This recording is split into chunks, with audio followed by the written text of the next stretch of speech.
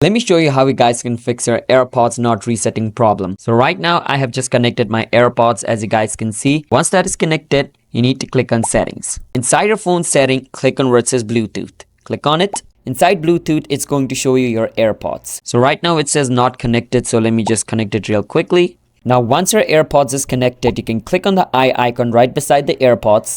Scroll all the way down, and at the bottom just click on forget this device and click on forget device. Once you do that, your AirPods will be disconnected and you can start using it again. If it's still not disconnected, the last thing you can do is just look at your AirPods. Right behind your AirPods case, you will see this button. What you want to do is just hold on this button. Once you hold on this button, this white light will blink. So let it blink for some time. So right now it's currently being resetted. So just hold on it, and as you guys can see, it's slowly changing its color. Once it slowly changes its color into this one, basically it has been resetted. You can try to reconnect it with your phone and it'll work. That's how you guys can fix AirPods won't reset problem. Subscribe to our channel for more videos like this.